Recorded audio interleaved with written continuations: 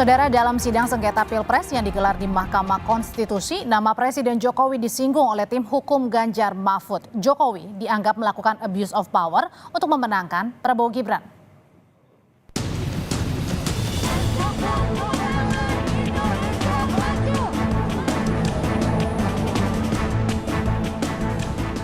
Saat sidang sengketa Pilpres di Mahkamah Konstitusi, Ketua Tim Hukum Ganjar Mahfud, Todung Mulya Lubis menyebutkan Presiden Jokowi melakukan abuse of power demi memenangkan Prabowo Gibran.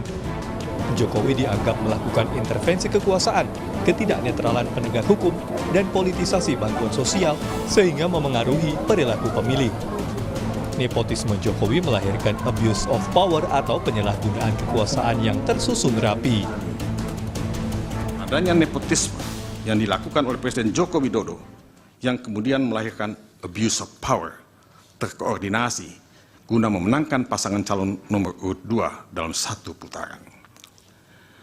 Nepotisme yang dilakukan oleh Presiden Joko Widodo dalam Pilpres 2024 dilakukan begitu rapi, secara terstruktur, sistematis dan masif, yang pada akhirnya membuat Pilpres 2024 hanya menjadi aksi teatrikal belaka. Anggaran negara dihabiskan, etika diabaikan, demokrasi dirusak. Demi apa semua ini dilakukan? Jawabannya sekali lagi hanya satu, memenangkan pasangan calon nomor urut 2 dalam satu putaran. Atas tuduhan tim hukum Ganjar Mahfud, tim hukum TKN Oto Hasibuan bilang tuduhan tersebut melukai dukungan para pemilih Prabowo Gibran. Apakah tepat bila mana pemohon membawa seluruh persoalan sehubungan dengan perselihan pemilu, baik yang berupa administrasi pemilu, pidana pemilu, pelanggaran kode etik penyelenggara pemilu, seluruhnya kepada Mahkamah Konstitusi, yang kita tahu terbatas kewenangannya untuk mengadili perselisihan yang terkait dengan jumlah suara hasil pemilu. Lagi-lagi, jangka waktu ditentukan oleh undang-undang untuk memutus suatu perkara perselihan pemilu adalah hanya 16 hari. Asal dasar itu, hemat kami, permohonan akuo justru merupakan kemunduran dan suatu bentuk ketidakbijakan oleh pemohon yang berpotensi melanggar norma konstitusi. Presiden Joko Widodo sendiri menolak mengomentari soal jalannya sidang sengketa Pilpres, termasuk soal tuduhan dugaan kecurangan Pilpres.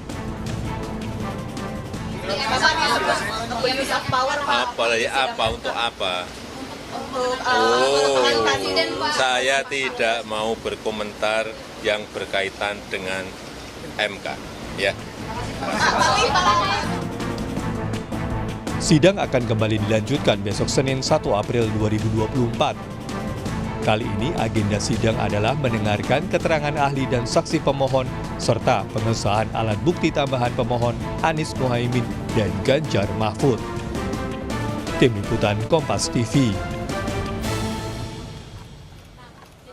Sidang sengketa Pilpres di Mahkamah Konstitusi akan memasuki tahap pembuktian. Lalu apa saja upaya dalil pemohon atas gugatan hasil Pilpres, termasuk soal tudingan Presiden Jokowi yang melakukan abuse of power untuk memenangkan Prabowo Gibran. Kita bahas sore hari ini bersama Fahri Bahmid, Wakil Ketua Tim Hukum Prabowo Gibran, dan Firman Jaya Daily, Wakil Deputi Tim Hukum Ganjar Mahfud. Selamat sore Bapak-Bapak.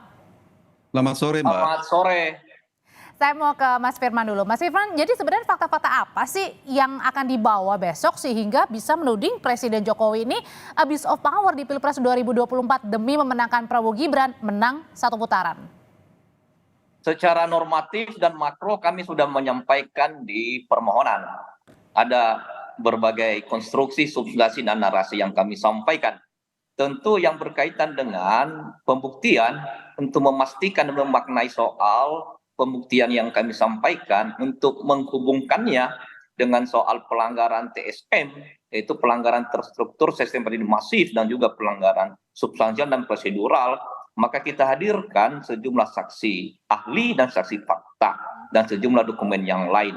Itu hari Selasa tanggal 2 April.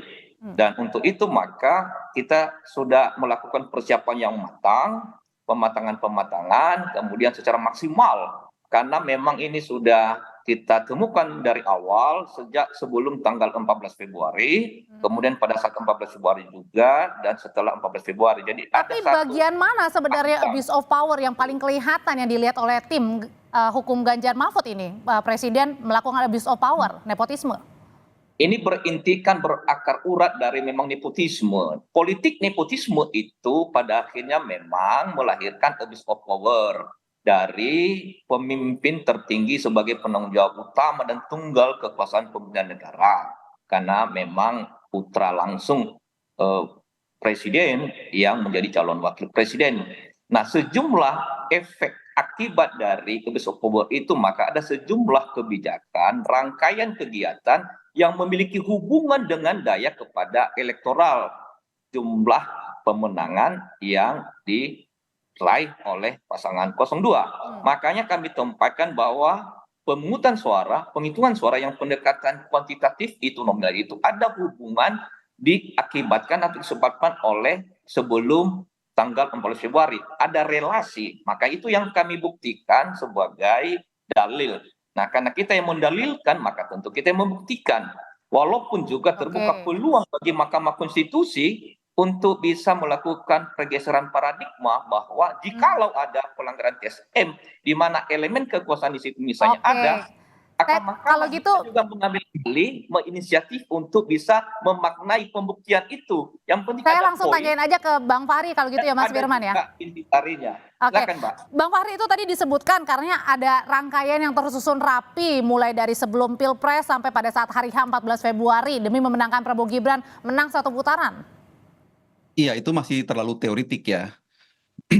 Permohonan ini sejak awal seperti yang kami telah konfirmasi dalam berbagai jawaban di Mahkamah Konstitusi ataupun dalam ruang-ruang publik kami katakan, dan sampai saat ini kami masih konsisten mengatakan bahwa konsep permohonan yang disusun oleh pasangan 01 maupun 03 itu masih sangat teoritik gitu loh, masih berbau riset. Itu yang pertama. Yang kedua, masalah abuse of power.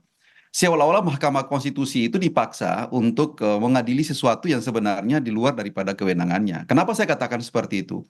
Mahkamah Konstitusi pada tingkat tertentu boleh memutus dengan cara-cara demikian, asalkan yang pertama adanya kekosongan hukum yang jelas.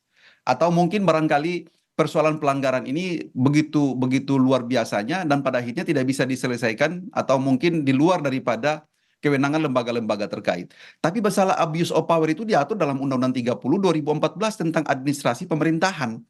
Ranahnya itu PT UN.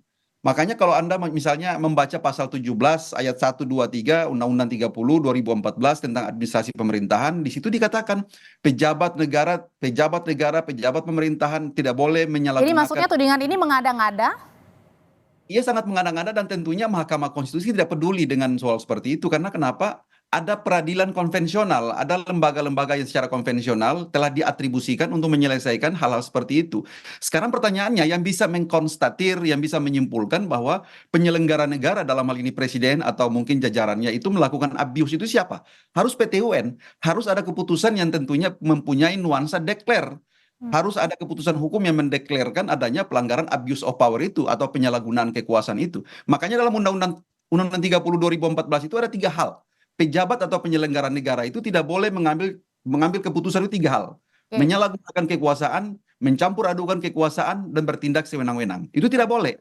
Nah, itu yang memotret itu siapa? Lembaga mana yang kira-kira dikasih atribusi kewenangan untuk mengadili itu? Itu PT UN, bukan Mahkamah Konstitusi tentunya. Makanya kami katakan sejak awal ini sudah salah kamar dan salah alamat sejak awal. Oke, kalau sudah salah kamar katanya dianggap oleh tim dari Prabowo Gibran, Mas Firman. Nah, sebenarnya kan kemarin juga Bawaslu mengatakan bahwa ada laporan terhadap dugaan politisasi bansos ya Presiden Jokowi, tapi itu tidak terbukti makanya tidak dilanjutkan. Nah, ini gimana? Ada tuduhan lagi tentang abuse of power. Ini keyakinannya seberapa besar untuk menghadirkan saksi-saksi atau ahli untuk membuktikannya? Iya. Abuse of power itu penyalahgunaan kekuasaan terutama berkaitan dengan politisasi dan personalisasi keuangan dan anggaran negara. Dalam ini bantuan sosial, ada pelanggaran anggaran dan keuangan negara. Dan kita harus meletakkan bahwa pemilihan umum diselenggarakan dengan dan secara langsung, umum, bebas, rahasia, jujur dan adil. Dan itulah yang dimaknai oleh Mahkamah Konstitusi. Tidak bisa dibatasi Mahkamah Konstitusi dengan pendekatan kuantitatif nominal, bahwa ada jiwa raga undang-undang tapi undang-undang tidak bisa membatasi, mengurangi makna konstitusi. Itulah inti dari pasal 22E yang dilanjutkan dengan pasal 24C, yaitu bahwa perolehan soal hasil pemilu. Hasil pemilu itu sebenarnya bersifat kualitatif. Paradigma ini yang senantiasa dibangun oleh MK, yaitu sebetulnya pun waktu sengketa PHPU tahun 2019, sebetulnya menurut beberapa pakar, MK juga sudah menyentuh soal TSM, pelanggaran TSM, hanya memang tidak terpenuhi, tidak terbukti. Demikian juga beberapa hal yang kami sampaikan dalam pemilu kada. Mahkamah Konstitusi sudah membangun makna demokrasi, penguatan konstitusi, yang kebetulan instrumennya pilkada dan pilpres. Nah, di pilkada sudah pernah dan rejimnya sama. Nah, persoalannya adalah kita ingin mengungkapkan ini demi untuk keadilan kebenaran melalui saksi ahli, saksi fakta. Ada korelasi antara kebijakan yang melanggar keuangan dan pengelolaan anggaran negara itu dengan efek elektoral. Nah, biarlah apakah nanti juga akan menghadirkan untuk membuktikannya, menghadirkan juga mungkin menteri seperti yang disebutkan? Kami juga sudah meminta itu kepada mahkamah, karena menteri-menteri terkait atau pejabat setingkat menteri yang terkait dengan otoritas itu tentu bisa kita undang melalui Mahkamah Konstitusi, dan hakim mahkamah bisa menanyakan, menilai demi untuk keadilan kebenaran. Biar ini diungkapkan dari sampai terakhir, dari hulu sampai hilir. Bagaimana kebijakan makro yang terjadi dalam kaitan dengan batas-batas yang biasanya itu tidak berkaitan dengan soal pemilu. Tapi kali ini 1-2 bulan ada soal bansos, kemudian jumlah hampir 500 triliun, kemudian datanya itu tidak akurat. Biasanya datanya dari Kementerian Sosial, kemudian tidak ada data, tidak turun. Tapi yang disentuh adalah kantong-kantong pasangan tertentu. Nah, oleh karena itu maka kita mintai melalui MK untuk menghadirkan sejumlah menteri atau pejabat yang terkait. Itu. Oke, kalau gitu ke Bang Fahri lagi deh. Kalau tadi kan ada rencana untuk mau menghadirkan untuk membuktikan ada beberapa ruang yang tidak bisa disentuh oleh Bawaslu karena sangat terbatas. Oleh karena itu ruang yang kosong itu dimaknai, dipastikan oleh MK. Ada petun Pak ini maksudnya? Ini kaitannya bahwa tadi disebutkan oleh Bang Fahri juga sebenarnya ada ranah lain ya di luar MK dari petun ini untuk menyelesaikan dugaan abuse of power. Bukan, itu kan berkaitan misalnya kalau ada pelanggaran yang berkaitan dengan penyalahgunaan, ini kan bisa dipetunkan. Yang kita sentuh tidak dengan petun. Ini instrumennya adalah pilpres, yaitu pemilu. Sebuah objek yang menjadi hak kewenangan konstitusional Mahkamah Konstitusi. Jelas-jelas tegas-tegas secara konstitusional sudah diatur.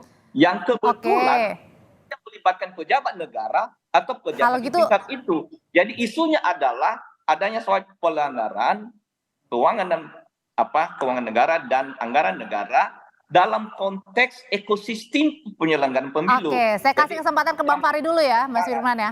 Ya, jadi saya langsung menanggapi aja Mbak. Yang pertama untuk masalah salah kamar yang saya katakan tadi, bahwa memang persoalan kita ini kan terikat dengan kompetensi. Ada kompetensi absolut dari peradilan Mahkamah Konstitusi untuk mengadili apa saja. Ini yang kadang-kadang kalau kita mau menilai dari pasangan teman-teman dari 01 maupun 03 itu cacat konsep dalam memahami beracara. Kita itu kadang-kadang tidak tertib dalam pengajuan soal-soal yang berkaitan dengan ini. Ada aspek material, ada aspek formil.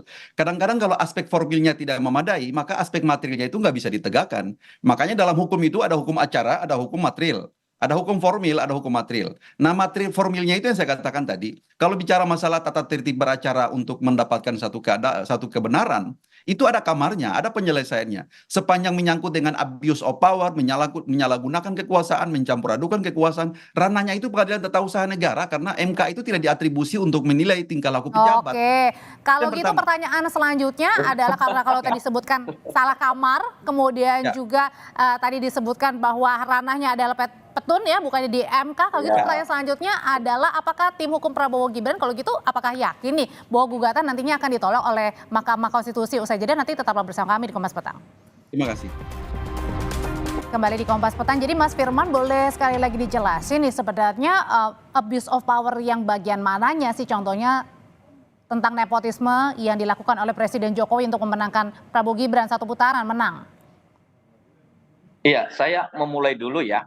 Soal PT UN itu ranahnya lain ya. Kemudian soal yang berkaitan dengan yang kita bahas, yaitu agenda tunggalnya adalah Pilpres. Dan satu-satunya badan peradilan dalam diri mahkamah adalah Mahkamah Konstitusi yang diberikan tugas tanggung jawab kewenangan konstitusional. Bahwa nanti dalam kaitan Pilpres itu ada dimensi penyalahgunaan kekuasaan dan kewenangan, maka itu tetap ranah MK.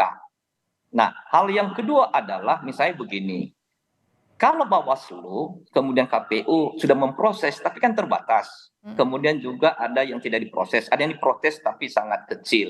Pernah kejadian misalnya dalam soal beberapa pilkada, terbukti pasangan calon sudah selesai pilkada, kemudian MK menemukan bahwa memang ini si pasangan terpilih terbukti korupsi. Apakah ruang itu tidak diisi? Ruang kosong yang tidak diisi oleh Bawaslu itu dan KPU daerah itu dimaknai, dipastikan oleh MK. Demikian juga misalnya ketika ada kecurangan, pelanggaran TSM. Jadi intinya tidak salah kamar ya, sudah tepat ya gugatan itu dilayangkan ya. Karena yang dilihat ada pilpresnya, itu core bisnisnya. Baik. Itu agenda tunggal. Bahwa kemudian dalam rangka pilpres ini, dalam rangka penyalahgunaan kekuasaan untuk memenangkan pasangan tertentu, maka itu yang dibahas. Nah, terus terang itu kami sampaikan itu pada saat pemeriksaan pembuktian, bukan dalam konteks ini, Mbak. Mohon maaf, kan itu bagian dari taktik dan strategi. Dan untuk itu maka kami sampaikan nanti pada hari Selasa soal beban pembuktian itu. Tentu kami terpanggil secara konstitusional untuk mendalilkan itu. Karena mendalilkan maka kami membuktikan melalui keberadaan kehadiran kesaksian. Tapi apakah ada saksi kunci yang juga sudah disiapkan oleh tim hukum nih? Tentu ada, dan tentu itu kita sudah persiapkan sedemikian rupa ya untuk mengkonfirmasi soal sejumlah pelanggaran TSM ini dan terutama juga abuse of power. Dan abuse of power itu memang bukan membahas abuse of power-nya penyalahgunaan kekuasaan, tapi dampak dari penyalahgunaan kekuasaan itu di mana penanggung jawab utama dan tunggal pemerintah kekuasaan negara memiliki aparatus di bawah, memiliki alat-alat yang bisa dikendalikan dalam rangka untuk bisa mempengaruhi baik aparat di bawah, tidak hanya langsung. Balik lagi, kalau tentang tadi disebutkan tidak salah kamar, kok Bang Fahri katanya Mas Firman ini masih ada ruang untuk MK mengadili? Tadi disampaikan Bang Firman tadi itu kan sudah jelas bahwa misalnya di kemudian hari terbukti calon kepala daerah itu terbukti korupsi. Pertanyaannya siapa yang mengatakan korupsi? Kan pengadilan juga kan? Pengadilan umum lah atau pengadilan tipikor lah yang mendeklarasikan seseorang itu melakukan perbuatan korupsi. Nah, ini sudah ada putusan. Misalnya di Bovendigul sudah ada putusan, tapi tidak diagendakan, tidak diberitahu oleh KPU dan Bawaslu. Itu meloloskan pasangan calon. Padahal sebetulnya ini sudah terpidana si calon kepala daerahnya. Kalau kita mau kembali kepada hukum acara, harus memastikan memaknai supaya tidak ada pasangan calon yang tidak memenuhi syarat, dan itu terjadi di Bovendigul. Saya selesaikan ya. Jadi itulah kenapa sampai memang pembentuk konstitusi itu kan mengatribusikan bahwa MK itu cuma mengadili hasil, tidak mengadili remeh-temeh soal-soal yang disampaikan oleh Bang Firman tadi. Terlalu panjang muternya. Kalau misalnya hari ini MK juga disuruh untuk menyelesaikan abuse of power, padahal tatanan norma, tatanan pelembagaan untuk menyelesaikan yang namanya penyalahgunaan kekuasaan itu ada pada. Tapi mungkin yang dimaksudkan di sini abuse of power ini mempengaruhi hasil pemilu, mempengaruhi pemilih di dalam bilik. Iya, itu kan harus dibuktikan dulu, harus dibuktikan materialnya apa. Penyalahgunaan itu kan kita nggak tahu. Alat ukur yang dipakai untuk mengukur bahwa presiden atau menteri melakukan penyalahgunaan itu apa? Harus pengadilan kan? Pengadilan itu siapa? Pengadilan Tata Usaha Negara. MK itu tidak bisa langsung nyemplong masuk untuk menilai seperti itu karena MK tidak diberikan atribusi kewenangan itu. Bagaimana cara menguji keputusan itu bermuatan tendensius atau tidak? Keputusan itu misalnya dianggap itu merugikan keuangan negara atau enggak? Ada deklarasi dari BPK atau tidak bahwa penyalahgunaan ini melanggar tatanan pengelolaan keuangan negara dan akuntabilitas publik misalnya. Itu semua itu harus clear dari sisi itu, dari aspek penyalahgunaan itu. Sama dengan dalam Undang-Undang Tipikor juga seperti itu. Dalam Undang-Undang Tipikor itu harus pengadilan tipikor dong yang mengatakan bahwa seorang tersangka terdakwa itu terbukti dan tidak. Lalu nanti setelah itu baru ditindaklanjuti oleh lembaga-lembaga lain. Jadi aspek material atas perbuatan itulah yang akan diukur oleh pengadilan yang mempunyai kompetensi. Dan oleh karena itu yakin atau enggak nih nanti dikabulkan atau enggak nih kalau dari tim Prabowo Gibran kalau gitu? Kami 1000% tidak yakin bahwa Mahkamah Konstitusi akan mengadili dan memutus serta menerima permohonan yang seperti ini. Sangat tidak mungkin. Itu di luar nalar dan di luar konsep berhukum kita untuk penyelesaian sengketa pemilu. Ya kan? Jadi jangan sampai cacat konsep kita ini kan. Karena masalahnya itu yang saya katakan tadi, kadang-kadang kita itu terlalu memaksakan kehendak kita untuk menyelesaikan sesuatu yang kadang-kadang itu tidak kompatibel dengan kewenangan lembaga gitu kan, kewenangan konstitusional daripada Mahkamah Konstitusi. Oke, Mas Firman tadi disebutkan oleh Bang Fahri 1000% ya, 1000% yakin bahwa akan ditolak. Kalau gitu apa yang akan disiapkan nih? Keterangan atau ahli atau mungkin saksi untuk memperkuat gugatan? Iya, petitum kita kan sudah jelas ada 5 ya, minimal ada 3 yang sangat berkaitan langsung ya. Yang pertama memohon supaya pasangan calon 02 itu didiskualifikasi. Yang kedua yaitu juga melaksanakan pemungutan suara ulang secara menyeluruh di Indonesia. Yang ketiga yaitu membatalkan keputusan KPU tentang perolehan suara. Itu posisi dalam petitum kita yang tentu kita perkuat dengan pembuktian, saksi ahli, saksi fakta, dan dokumen. Kita justru tidak boleh membatasi Mahkamah Konstitusi. Kita perkuat Bawaslu, KPU, tapi ketika ada ruang yang kosong yang tidak sempat ditangani oleh KPU dan Bawaslu, terutama Bawaslu, maka apakah kita diamkan?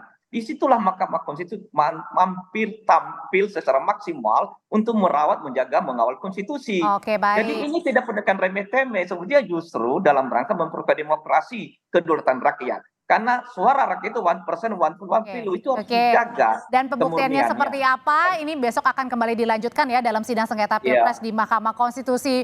Mas Firman, Bang Fahri, terima kasih sudah bersama di Kompas Petang. Sehat selalu semuanya.